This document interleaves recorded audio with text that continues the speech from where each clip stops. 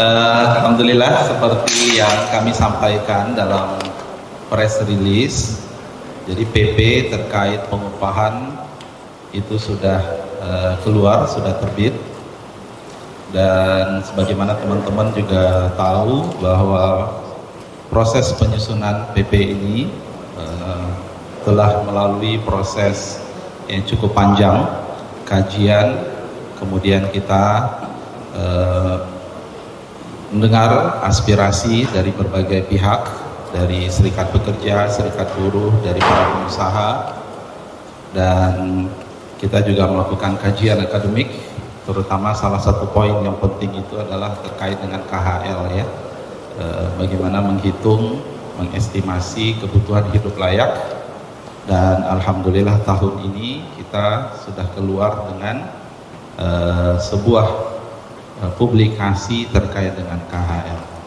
Semua kajian yang cukup panjang tersebut sudah kita laporkan kepada Pak Presiden menjadi bagian dari penyusunan draft RPP-nya, dan Pak Presiden tentu juga mendengar langsung aspirasi dari serikat pekerja, serikat buruh, dari berbagai pihak, dan akhirnya beliau menetapkan ya bahwa ada rumusan formula yang mungkin sekarang sudah tersebar, teman-teman sudah tahu, dan itu yang kemudian menjadi acuan dalam PP pengupahan tersebut.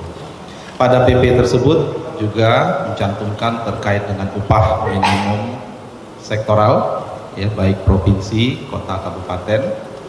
Ada kewajiban gubernur untuk menetapkan upah minimum provinsi dan upah minimum sektoral provinsi, dan bagaimana gubernur dapat menetapkan upah minimum kota kabupaten dan upah minimum sektoral kota kabupaten. Dan semoga PP ini adalah hasil yang terbaik ya, bagaimana kita mempertimbangkan aspirasi dari serikat pekerja, serikat buruh, dengan juga memperhatikan, mempertimbangkan masukan-masukan dari industri ya, dan kami berharap inilah yang terbaik dan bisa kita jadikan sebagai patokan, dan selanjutnya Dewan Pengupahan Daerah yang akan melakukan kajian terkait dengan kondisi masing-masing daerah, sejauh mana disparitas yang saat ini ada di daerah masing-masing, sejauh mana gap antara upah yang ada dan KHL berdasarkan hasil perhitungan yang sudah dilakukan oleh tim, kemudian Dewan Pengupahan Daerah yang akan mengusulkan kepada pimpinan daerah masing-masing untuk kemudian ditetapkan oleh gubernur. Itu batas waktu tanggal 24 Desember 2025. Tadi formula tidak ada yang berubah dari formula, bahwa kenaikan upah sama dengan inflasi ditambah pertumbuhan ekonomi dikali alfa.